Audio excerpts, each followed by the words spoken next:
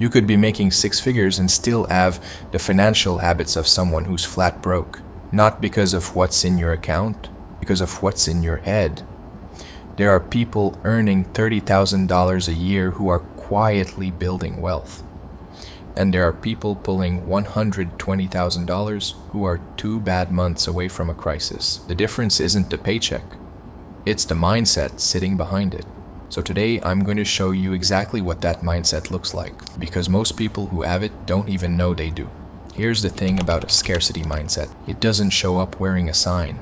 It hides in your normal decisions, in how you think about money when nobody's watching. You might look financially fine from the outside, decent job, nice phone, maybe even some savings. But the patterns are there, and once you see them, you can't unsee them. Let's go through them. Sign 1. You celebrate income, but ignore expenses. When you get a raise, the first thought is what you can buy, not what you can build. Someone with a wealth mindset sees more income as more fuel. Someone with a scarcity mindset sees it as permission to spend more. So your lifestyle inflates to match every raise, and you end up in the same tight spot, just at a higher number. More money flows in, more money flows out. The gap never changes. Sign 2. You avoid looking at your bank account, not because you're lazy, because it gives you anxiety. So instead of checking it, you just don't. You swipe and hope. You tell yourself you'll deal with it next month, but avoidance doesn't fix anything. It just delays the moment of reckoning while the damage quietly compounds. Wealthy people look at their numbers often, not because they enjoy it, but because information is control. Sign 3.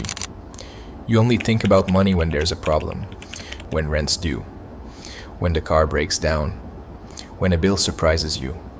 You're playing defense your whole life instead of offense, and that reactive mode keeps you stuck in survival thinking, always putting out fires, never building anything.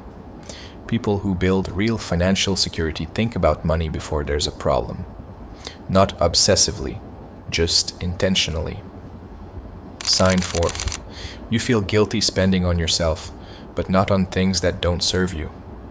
You'll hesitate to pay $200 for a course that could change your career, but you won't blink at $200 on a night out that you'll forget in a week. That's not frugality, that's a distorted relationship with value. You've been taught that spending on yourself is selfish, so you spend on everything except things that actually move your life forward. Here's what most financial videos won't tell you. This mindset isn't your fault, it's usually inherited. You watch the adults around you stress about money.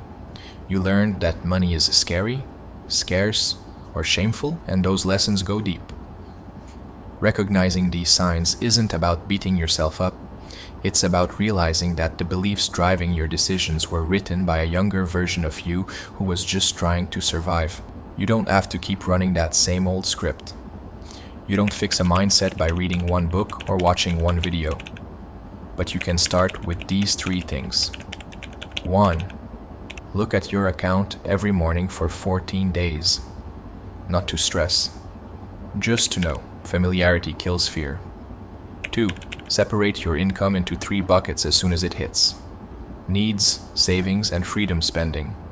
Even if the amounts are small, the structure trains your brain. 3. Pay attention to where you hesitate. The hesitation is data. Is it really too expensive? Or does it just feel dangerous because spending on yourself feels wrong? Your mindset is the software. Everything else, the budgets, the investments, is just hardware. Fix the software first. The income will come and go, but the way you think about money stays with you everywhere. Most people spend their whole lives grinding for more without ever questioning the beliefs that are quietly running the show underneath. You just did. That's already different. If this made you think about your own patterns, there's a lot more where this came from. Stick around.